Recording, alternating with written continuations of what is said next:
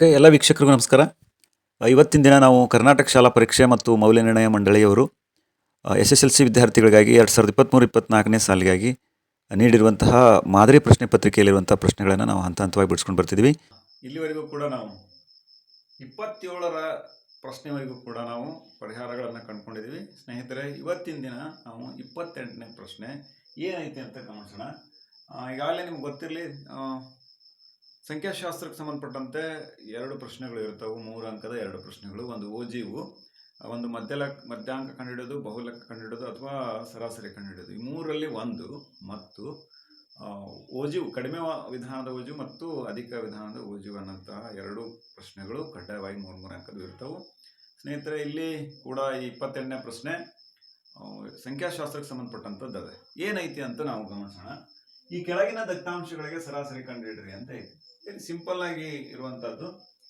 ಇಲ್ಲಿ ವರ್ಗಾಂತರಗಳನ್ನ ಕೊಟ್ಟಾದ 0 to 10, 10 to 20, up to 50 to 60. ಏನೈತಿ ಆವೃತ್ತಿ, ಫ್ರೀಕ್ವೆನ್ಸಿ ಏನೈತಿ ಅಂತಂದ್ರ 0 to 10 4, 6, 17, 13, 7, 3. ಹಂಗ ನಾವೀಗ XI ಕಂಡುಹಿಡಬೇಕಾಗಿತ್ತು. ಅಂದ್ರೆ ಮಧ್ಯಾಂತರ ಎದರದು, ವರ್ಗಾಂತರದ ಮಧ್ಯಬಿಂದು ಕಂಡುಹಿಡಬೇಕಾಗಿತ್ತು. ಅಂದ್ರೆ ವರ್ಗಾಂತರದ ಮಧ್ಯಬಿಂದು ಅಂತಂದಾಗ ನೋಡಿ, 0 to 10, 0, 1, 2, 3, 4, 5, 6, 7, 8, 9, 10, 11 ಇದು ಬಿಡ್ತಿರೋದ್ರಿಂದ ಆಟೋಮೆಟಿಕ್ ಆಗಿ ಇದರ ಮಧ್ಯಬಿಂದು 5. 10 to 20 ಇದರ ಮಧ್ಯಬಿಂದು 15. ಇದು ಇರೋದ್ರದ್ದು 25. ಓಕೆ, 30, 40 ಮಧ್ಯಬಿಂದು 35. 40, 50 ಮಧ್ಯಬಿಂದು 45. 50, 60 ಮಧ್ಯಬಿಂದು 55. ಓಕೆ, ಸಿಂಪಲ್ ಆಗಿರುವಂತ ಮಧ್ಯಬಿಂದು ಕಂಡುಹಿಡ್ಲಿಕ್ಕೆ ನಿಮಗೆ ಈಸಿ ಆದಂತ ಒಂದು ವರ್ಗಾಂತರವನ್ನು ಕೊಟ್ಟಿದ್ದಾರೆ. ಅಂದ್ರೆ ಈಗ ಏನ್ ಮಾಡ್ಬೇಕು ಹೇಳ್ರಿ, FI ಇಂಟು XI ಕಂಡುಹಿಡಿಬೇಕು. ಇಂಟು ಮಾಡ್ಬೇಕಾಗೈತಿ. 4 5 20, 15 90, 25 ಇಂಟು 17 ಗುಣಿಸ್ರಿ, ಎಷ್ಟು ಬರುತ್ತೆ ನೋಡ್ರಿ, 5 35, 425. 425. Next 13 into 35, 13 65, 6, 13 39, 45. Okay, 455. Next 7 5 35, 3, 7 28, 3, 31. Okay, 5 3 15, 5 3 15, 165. ನೋಡಿ, ಭಾಳ ಸಿಂಪಲ್. 50, 53 150 ಮತ್ತು 5 3 15, 15 150ಕ್ಕೆ 15 ಕೂಡಿಸಿ 165. ಹಂಗೂ ಕೂಡ ಕೂಡಿಸೋದ್ರ ಮೂಲಕ ಮಾಡಬೇಕು. ಅಂತ ಅನೇಕ ಮ್ಯಾಥಮೆಟಿಕಲ್ ಪ್ರಾಬ್ಲಮ್ಗಳನ್ನ ನಾನು ಬೇರೆ ಬೇರೆ ವಿಡಿಯೋದಲ್ಲಿ ಹೇಳಿದ್ದೀನಿ. ಏನು, ಗುಣಿಸೋದ್ರ ಮೂಲಕ ನಾವು ಈಸಿ ಮಾಡೋದಕ್ಕಿಂತ ಕೂಡಿಸೋದ್ರ ಮೂಲಕ ನಾವು ಇನ್ನೂ ಸರಳಾಗಿ ನಾವೇನು ಮಾಡ್ಬೋದು, ಕಂಡುಹಿಡಿಬೋದು. ಅಂದ್ರೆ ಏನು ಹೇಳ್ತೀವಿ ಈಗ, ಏನು, ಸಂಕಲನದ ಸಂಕ್ಷಿಪ್ತ ರೂಪವೇ ಗುಣಾಕಾರ ಅಂತ ಹೇಳ್ತೀವಿ, ವ್ಯವಕಲನದ ಸಂಕ್ಷಿಪ್ತ ರೂಪವೇ ಭಾಗಾಕಾರ ಅಂತೀವಿ. ಆ ಕ್ರಿಯೆಗೆ ಸಂಬಂಧಪಟ್ಟಂತ ಅನೇಕ ಸಂಖ್ಯೆಗಳಿಗೆ ಸಂಬಂಧಪಟ್ಟಂತ ಮಲ್ಟಿಪ್ಲಿಕೇಶನ್, ಅಡಿಷನ್, ಸಬ್ಸ್ಟ್ರಾಕ್ಷನ್ ಹೇಗೆ ಫಾಸ್ಟ್ ಮಾಡಬೇಕು ಅಂತೇಳಿ ನಾನು ವೇದಿಕ್ ಮ್ಯಾಥ್ಸ್ ಒಳಗೆ ಹೇಳಿದ್ದೀನಿ. ಓಕೆ, ಅಂದ್ರೆ ಈಗ ಏನ್ ಮಾಡಬೇಕು, ನಮ್ಗೆ ಗೊತ್ತೈತಿ ಸೂತ್ರ ಏನು, ಸರಾಸರಿ ಸೂತ್ರ. ಅದಕ್ಕಿಂತ ಮೊದಲು ನಾವು ಏನು, ಸಿಗ್ಮಾ FI ಕಂಡುಹಿಡಬೇಕು. Sigma FI means the total of sigma FI, total of FI ಅಂತ ಅರ್ಥ. ದೇರ್ಫೋರ್ ನಾನು ಅದನ್ನೇ ಸಿಗ್ಮಾ ಎಫ್ ಅಂತಂದ್ರೆ ಟೋಟಲ್ ನಂಬರ್ ಆಫ್ ಆವೃತ್ತಿ ಎಷ್ಟಾಗ್ತದೆ ನೋಡ್ರಿ, 7 3 10, 23, 40, 46, 46 4, 50. Sigma FI is equal to 50. Next ನನಗಿದು ಬೇಕಾಗಿಲ್ಲ, ಸಿಗ್ಮಾ FXI ಕಂಡುಹಿಡಬೇಕಾಯ್ತಿ. ಸಿಗ್ಮಾ FI XI ಕಂಡುಹಿಡಬೇಕಾಯ್ತಿ. ಟೋಟಲ್ ಎಷ್ಟಾಗ್ತತಿ ಅಂತ ನಾವು ಆ್ಯಡ್ ಮಾಡೋಣ. ಆ್ಯಡ್ ಮಾಡ್ರಿ, ನೋಡ್ರಿ ಎಷ್ಟಾಗ್ತತಿ.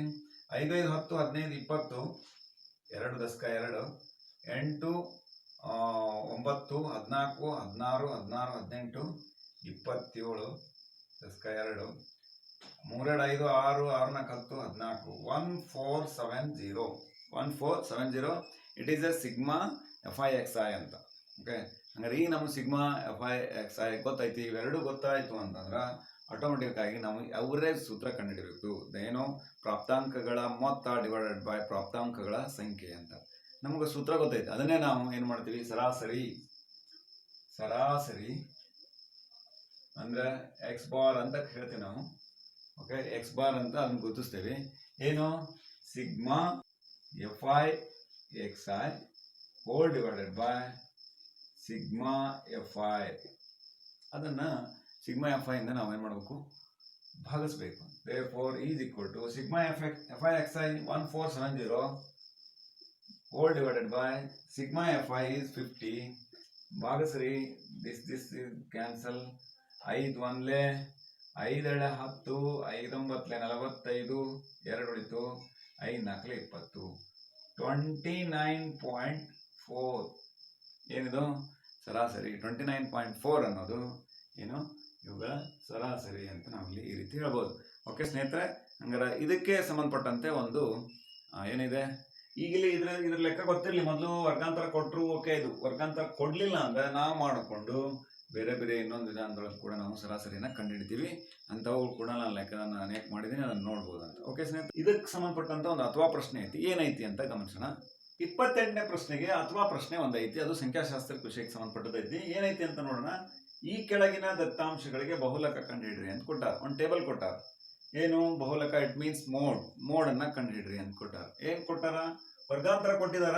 1 to 5 1, 5 to 10 2, 10 to 15 13, 15 to 20 15, 20 to 25 7, 25 to 30 2 ಅಂತೇಳಿ ಹೀಗೆ ಈ ಒಂದು ವರ್ಗಾಂತರ ಮತ್ತು ಫ್ರೀಕ್ವೆನ್ಸಿಯನ್ನ ಕೊಟ್ಟಿದಾರ. ಇದ್ರ ಬೇಸ್ ಮೇಲೆ ನಾವು ಮೋಡನ್ನು ಕಂಡುಹಿಡಿಬೇಕಾಗೈತಿ. ಹಾಗಾದ್ರೆ ಮೋಡ್ ಕಂಡುಹಿಡಿಬೇಕಾದಾಗ ಬೇಕಾಗಿರುವಂಥ ಡಾಟಾಗಳು ಏನೇನು ಅನ್ನೋದನ್ನ ನಾವು ಮೊದಲು ಕಂಡುಹಿಡಿಬೇಕು. ಅದಕ್ಕಿಂತ ಕಂಡುಹಿಡಿಯೋಕ್ಕಿಂತ ಮೊದಲ ನಾವೇನು ಮಾಡಬೇಕು, ಇಲ್ಲಿ ಗರಿಷ್ಠ ಆವೃತ್ತಿಯ ಏನೈತಿ, ಗರಿಷ್ಠ ಆವೃತ್ತಿ ಹೊಂದಿರುವಂತಹ ವರ್ಗಾಂತರ ಯಾವುದು ಅಂತ ಮೊದಲು ಕಂಡುಹಿಡಿಬೇಕು. ಹಂಗಾರೆ ಇದು ಏನು ಗರಿಷ್ಠ, ಓಕೆ, ಇದು ಗರಿಷ್ಠ ಆವೃತ್ತಿಯನ್ನು ಹೊಂದಿರುವಂತಹ ವರ್ಗಾಂತರದ ವ್ಯಾಪ್ತಿಯನ್ನು ಮೊದಲು ಕಂಡುಹಿಡಿಬೇಕು. ವರ್ಗಾಂತರವನ್ನು ಕಂಡುಹಿಡಿಬೇಕು. ಅದು 15 to 20. ಹಂಗಾರೆ ಬಹುಲಕವಿರುವಂತಹ ವರ್ಗಾಂತರ ಇದಾಗೈತಿ ಅಂತ ಅರ್ಥ. 15ರಿಂದ 20 ಆಗೈತಿ ಅಂತ ಅರ್ಥ. ನಮ್ಗೆ ಈಗಾಗಲೇ ಒಂದು ಐಡಿಯಾ ಬಂತು. ಓಕೆ, ಹಂಗಾರೆ ಬೇಕಾದಂತ ಡಾಟಾ ಏನೇನಿರ್ತೈತಿ ಅಂತ ಗಮನಿಸೋಣ. ಈ ಬಹುಲಕಕ್ಕೆ ಸಂಬಂಧಪಟ್ಟಂತ ಸೂತ್ರವನ್ನ ನಾವು ಗ್ಲಾನ್ಸ್ ಮಾಡ್ಕೊಳ್ಳೋಣ. ಏನು? ಬಹುಲಕ ಈಸ್ ಈಕ್ವಲ್ ಟು ಏನಿದಲ್ಲ L plus into bracket F1 minus F0 whole divided by 2 into F1 minus F0 minus F1 ಅಂತ ಇಂಟು H ಅಂತ ಗೊತ್ತೈತೆ ನಮ್ಗೆ. ಅಂದ್ರೆ ವರ್ಗಾಂತರ ವ್ಯಾಪ್ತಿ ಎಷ್ಟೈತಿ, ವರ್ಗಾಂತರದ ವ್ಯಾಪ್ತಿ ಎಷ್ಟೈತಿ ಅಂತ ನಾವು ಅದನ್ನು ಬರೀಬೇಕಾಗ್ತದೆ. ಓಕೆ, ಹಂಗಾರೆ ಇಲ್ಲಿ ಕೊಟ್ಟಂತ ಡಾಟಾವನ್ನ ಬರ್ಕೊಳ್ಳೋಣ. ಎಲ್ ಅಂತಂದ್ರ ಏನು? ಬಹುಲಕವಿರುವಂತ ವರ್ಗಾಂತರ. ಬಿಡೋಣ. ಗರಿಷ್ಠ ಆವೃತ್ತಿ 15 ಆಗಿದೆ. ಪರಿಹಾರ ಏನಪ್ಪಾ ಅಂದ್ರ ಬರಿಬೇಕಿಲ್ಲ. ಏನು? ಗರಿಷ್ಠ ಆವೃತ್ತಿ 15 ಆಗಿದೆ. therefore ಬರಿಬೇಕಲ್ಲ. ಏನು? therefore ಬಹುಲಕವಿರುವ ವರ್ಗಾಂತರ ವ್ಯಾಪ್ತಿ, ಬಹುಲಕವಿರುವ ವರ್ಗಾಂತರದ ವ್ಯಾಪ್ತಿ ಯಾವ್ದ್ರಿ? 15 to 20. 15 to 20 ನಾನು ಮಾರ್ಕ್ ಮಾಡಿದ್ದೀನಿ. ಹಂಗಾರೆ ಇಲ್ಲಿ ಮೊದಲ ನಾವು ಡೇಟಾವನ್ನು ಬರ್ಕೊಳ್ಳೋಣ. ಏನು? ಎಲ್ ಅಂದ್ರ ಬಹುಲಕವಿರುವ ವರ್ಗಾಂತರ ವ್ಯಾಪ್ತಿಯ ಕೆಳಮಿತಿ. ಎಲ್ ಇಟ್ ಮೀನ್ಸ್ ಬಹುಲಕವಿರುವ ವರ್ಗಾಂತರದ ವ್ಯಾಪ್ತಿಯ ಕೆಳಮಿತಿ. ಅಂದ್ರ ಇದ್ರ ವ್ಯಾಪ್ತಿಯ ಕೆಳಮಿತಿ ಎಷ್ಟು? 15. ಹಂಗಾರೆ ನೆನಪಿಸ್ಕೊಳ್ಳೋಣ. ಆಮೇಲೆ ನೆಕ್ಸ್ಟ್ F0 ಐತಿ, F1 ಐತಿ, F2 ಐತಿ. ಓಕೆ, ಹಂಗಾರೆ ಏನೇನದು ಹಂಗಂದ್ರ ಗೊತ್ತಿರ. F1 ಅಂದ್ರೆ ಬಹುಲಕವಿರುವ ವರ್ಗಾಂತರದ ಏನೈತಲ್ಲ ಆವೃತ್ತಿ ಎಷ್ಟೈತಿ ಅಂತ ನೋಡ್ಬೇಕು ನಾವು. F1 ಈಸ್ ಬಹುಲಕವಿರುವ ವರ್ಗಾಂತರದ ಆವೃತ್ತಿ ಅಂದ್ರ 15 ಐತಿ. F0 ಅಂತಂದ್ರ ಬಹುಲಕವಿರುವ ವರ್ಗಾಂತರದ ಅದರ ಹಿಂದಿನ ವರ್ಗಾಂತರದ ಆವೃತ್ತಿ ಎಷ್ಟೈತಿ ಅಂದ್ರ 13 ಐತಿ. ಓಕೆ, F2 ಅಂತಂದ್ರ ಬಹುಲಕವಿರುವ ವರ್ಗಾಂತರದ ಆವೃತ್ತಿಯ ಮುಂದಿನ ವರ್ಗಾಂತರದ ಆವೃತ್ತಿ ಎಷ್ಟೈತಿ ಅಂದ್ರ 7 ಐತಿ. ಓಕೆ, ಹಂಗಾರೆ ನಮ್ಗೆ ಬೇಕಾಗಿರೋದು ಇನ್ನೊಂದು H ಅನ್ನೋದೊಂದು ಐತಿ. H ಅಂದ್ರ ವರ್ಗಾಂತರದ ವ್ಯಾಪ್ತಿ. ಅಂದ್ರೆ ವರ್ಗಾಂತರ ಎಷ್ಟೈತಿ ವ್ಯಾಪ್ತಿ? 1 to 5. therefore 5 ಐತಿ. ನೋಡ್ರಿ, 1 2 3 4 5 1 2 3 4 5 5 ವರ್ಗಾಂತರದ ವ್ಯಾಪ್ತಿ. ಹಂಗಾರೆ ಬೇಕಾದಂತ ನಮ್ಗೆ ಡಾಟಾ ಸಿಕ್ತು. ಈ ಬೇಕಾದಂತ ಡಾಟಾನ ಬರ್ಕೊಂಡು ಈಗ ಸೂತ್ರ ಹಚ್ಕೊಳ್ಳೋಣ. ಸೂತ್ರ ಅಂತ ನಮ್ಗೆ ಗೊತ್ತೈತಿ. ಬಹುಲಕ ಮೋಡ್ ಈಸ್ ಈಕ್ವಲ್ ಟು ಅಥವಾ ರೂಢಿ ಬೆಲೆ ಈಸ್ ಈಕ್ವಲ್ ಟು ಬಹುಲಕ. ಬಹಳ ಸಾಕಷ್ಟು ಹೆಸರುಗಳನ್ನ ಕರಿತೀವಿ ನಾವು. ಬಹುಲಕ is equal to L plus into bracket F1 minus F0 whole divided by 2 into F1 minus F0 minus F2 into H ಅಂತ. ಹಂಗಾದ್ರೆ ಇದ್ರೊಳಗೆ ಬೆಲೆ ಆದೇಶ ಮಾಡೋಣ. L it means 15 into bracket F1 ಅಂತಂದ್ರ ಎಷ್ಟೈತಿ 15 ಮೈನಸ್ F0 ಅಂದ್ರೆ 13 hole divided by 2 into F1 ಅಂದ್ರೆ 15 ಮೈನಸ್ F0 ಅಂದ್ರೆ 13 ಮೈನಸ್ F2 ಅಂದ್ರೆ 7 ಇಂಟು H ಅಂದ್ರೆ ವರ್ಗಾಂತರ ವ್ಯಾಪ್ತಿ 5. ಇದನ್ನ ಸಿಂಪ್ಲಿಫೈಡ್ ಮಾಡಿದಾಗ ನೋಡ್ರಿ ಏನಾಗ್ತತಿ 15 ಪ್ಲಸ್ ಐತಿ ಇಲ್ಲಿ ಪ್ಲಸ್ ಇಂಟು ಬ್ರಾಕೆಟ್ 15 ಒಳಗ 13 ಹೋದ್ರ 2 ಹೋಲ್ ಡಿವೈಡ್ 15 30. ಓಕೆ, ಇನ್ನೊಂದು ಸ್ಟೆಪ್ ಹೋಗ್ಲಿ 30 ಬರ್ಕೊಳ್ರಿ ಮೈನಸ್ 13 ಮೈನಸ್ 20 ಇಂಟು 5 ಅಂತ.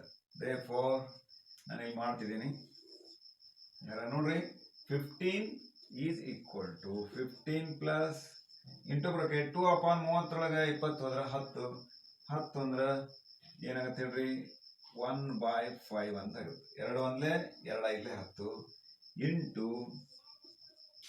5 ಅಂತ. ದೇರ್ಫೋರ್ 15 ಬರೀ 1 ಉಳಿತು. ದೇರ್ಫೋರ್ 15 1 16 ಅನ್ನೋದು ಇವುಗಳ ಬಹುಲಕ. ಈ ವರ್ಗಾಂತರ ಹೊಂದಿರುವಂತಹ ಆವೃತ್ತಿಗಳ ಈ ಟೇಬಲ್ನ ಬಹುಲಕ 16. ನಾವು ಮೊದಲೇ ಕಂಡುಹಿಡಿದಿದ್ದೀವಿ ಬಹುಲಕವಿರುವ ವರ್ಗಾಂತರ ವ್ಯಾಪ್ತಿ 15ರಿಂದ 20 ಅಂದ್ರೆ ಆ ವ್ಯಾಪ್ತಿ ಒಳಗ ಪಕ್ಕ ಬರುತ್ತ ಅಂತ ನಮ್ಗೆ ಗೊತ್ತಾಗ್ತದೆ ಮೊದಲ. ಅದನ್ನ ನಾವು ಕೂಡ ತಾಳೆ ನೋಡ್ಬೋದು ಅಂತ ಹೇಳ್ತಾ ಎಲ್ರಿಗೂ ನಮಸ್ಕಾರ, ಧನ್ಯವಾದಗಳು.